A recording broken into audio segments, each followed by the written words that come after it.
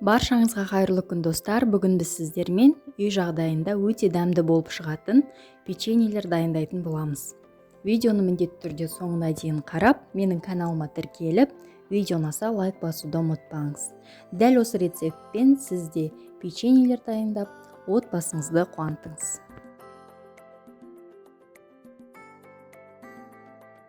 Алдымен бізге 400 грамм ұн, оған 1 шай қасық разрыхлитель қосамыз.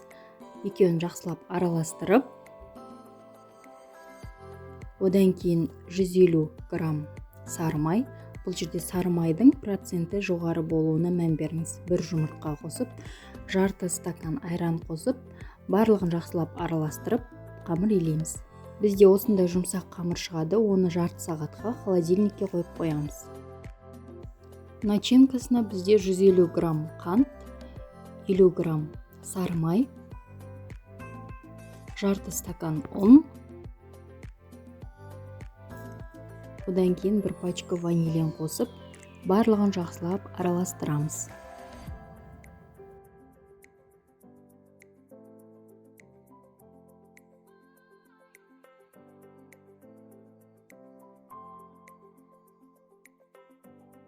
Начинкасы осындай үгітілмелі болып шығады.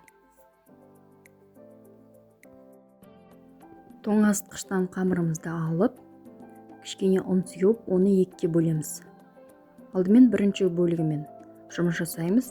Бірінші бөлігін оқтаудың көмегімен жаятын боламыз, видеодағыдай.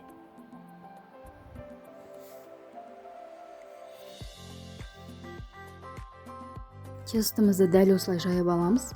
Одан кейін бізге 1 жұмыртқа керек болады. Оның ағы мен сарысын бөліп алып, ағын тестімізға жағып шығамыз.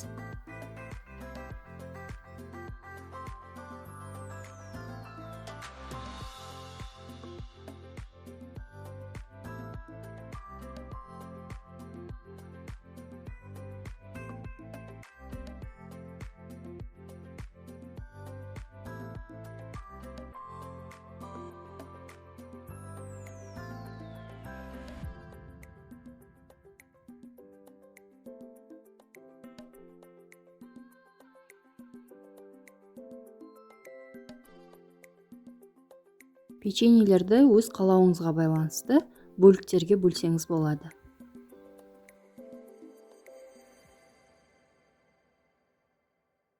Печеньелерді формаға салып алдық. Одан кейін жұмыртқаның сарысына кішкене сүт араластырып, печеньелердің бетіне жағып шығамыз.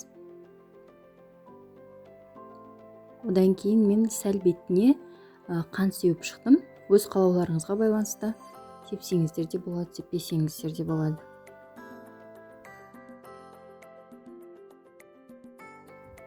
Енді печеньелерімізді 180 градуста қызып тұрған пеште 30 минуттай пісіріп аламыз. Міне біздің печеньелеріміз дайын, өте дәмді болып шығады. Әрі жасалу жолы оңай. Міндетті түрде дайындап көріңіз, кәделеріңізге жарасын.